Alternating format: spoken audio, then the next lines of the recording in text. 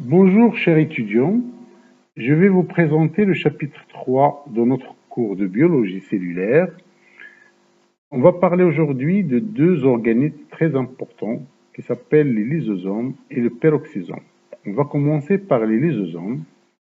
Alors, ces organismes, ils ont un rôle très important dans la cellule puisqu'ils ont une fonction de nettoyage et de protection de la cellule contre les substances et les substrats qui viennent de l'extérieur ou qui viennent de l'intérieur. Ces organismes, ils ont été découverts par un chercheur et son équipe qui s'appelle professeur Christian de Duvet, qui a eu le prix Nobel pour sa découverte en 1974. Il a découvert aussi que les lysosomes proviennent de l'appareil de Golgi qui donne des vacuoles ou des grandes vésicules avec bien sûr une structure particulière qu'on appelle les lysosomes. Alors, on va parler de la structure, puis la composition chimique et le rôle de ces organismes, même si leur taille est très petite, leur rôle est très très important.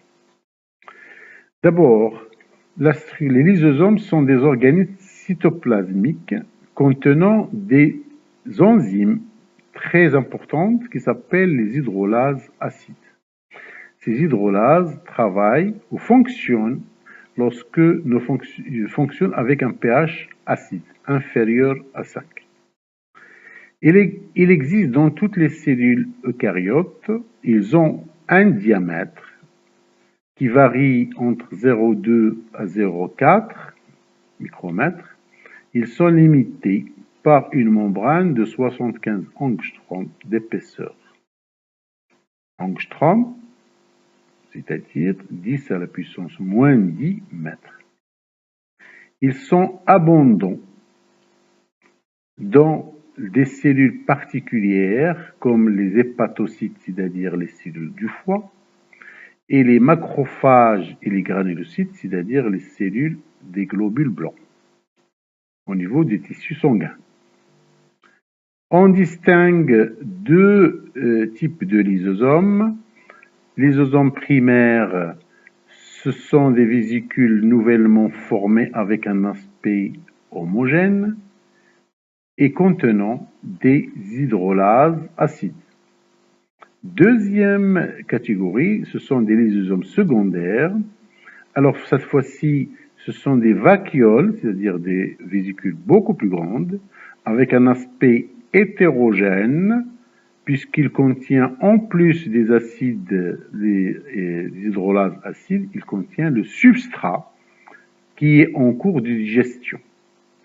Alors, deux explications dès maintenant. Le substrat, c'est-à-dire la partie qui peut être soit des molécules, des macromolécules, ou bien des micro-organismes qui seront dégradés. Digestion, ça veut dire dégradation. Alors, la deuxième, on va parler maintenant de la composition chimique. Au niveau de lysosome, on a plus de 40 hydrolases qui ont été identifiées. Alors, je vais vous demander simplement de retenir un exemple, le 5 de ces groupes. Premièrement, peptidase, nucléase, phosphatase, sulfatase et lipase. Merci de retenir les noms de ces enzymes très importants. Je répète, les peptidases, nucléases, phosphatases, sulfatases et les lipases. Troisièmement, le rôle des lysosomes. Les lysosomes ont une fonction, comme j'ai dit tout à l'heure, de nettoyage. C'est pourquoi on l'appelle une fonction de la poubelle cellulaire, où les molécules non fonctionnelles qui ne fonctionnent pas ou qui sont abîmées sont éliminées par dégradation, c'est-à-dire digestion. On utilise aussi le terme d'hydrolyse. En effet, ces lysosomes contiennent, comme je viens de dire, de puissantes enzymes on les appelle hydrolases acides, qui sont destinés à la dégradation des molécules intracellulaires. Ils sont actifs, ils ne sont actifs qu'à un pH qui est acide.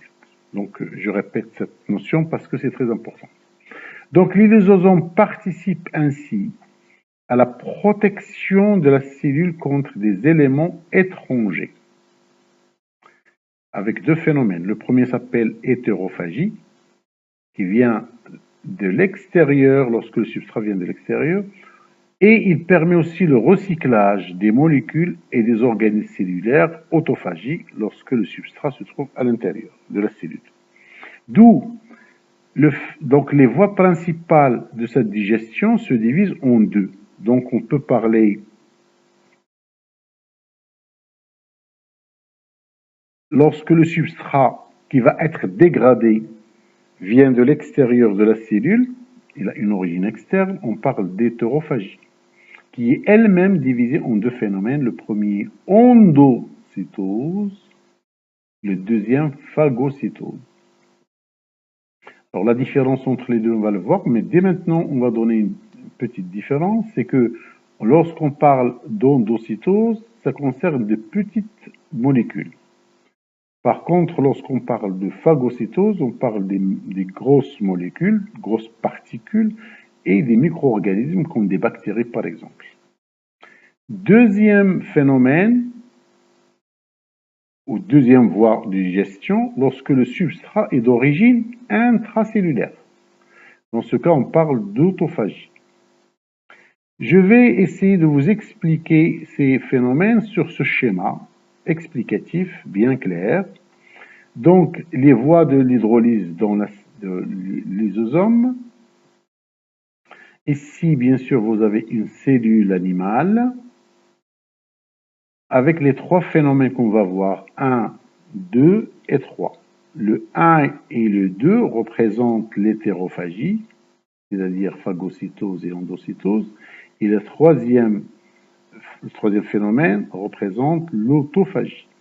Alors, pour le premier, lorsque il y a une bactérie ou un virus ou un micro-organisme qui va se présenter pour la cellule qui vient de l'extérieur, la membrane cellulaire va l'enrober, il va l'entourer, et il va l'emmener vers le lysosome pour la dégradation. Cette formation qui se forme ici, on l'appelle phagosome. Merci de retenir le vocabulaire. Vous avez ici le phénomène, c'est la phagocytose, et le corps qui va se former, on l'appelle phagosome. Donc, premièrement, ce premier phénomène concerne bien sûr les grosses particules ou les micro-organismes.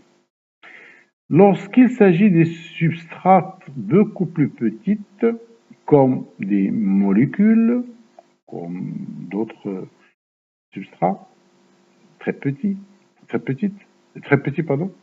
il y a la formation, bien sûr, d'abord des petites vésicules qui vont emmener, bien sûr, ce substrat. On l'appelle endosome. Donc, l'endocytose qui donne l'endosome. Mais l'endosome, il y en a deux. Il y a l'endosome précoce, puis l'endosome tardif, qui va se grandir pour, bien sûr, emmener ce substrat vers qu'on appelle aussi le lysosome primaire et qui va l'amener vers le lysosome secondaire pour la dégradation. En plus, maintenant, si le substrat ou le résidu, le contenu résiduel n'est pas nécessaire pour la cellule, donc il sera rejeté à l'extérieur par un autre phénomène qui s'appelle l'exocytose. Par contre, si le contenu est nécessaire à la cellule, il sera versé dans la cellule, par exemple, comme des acides aminés que la cellule va réutiliser pour la formation des protéines.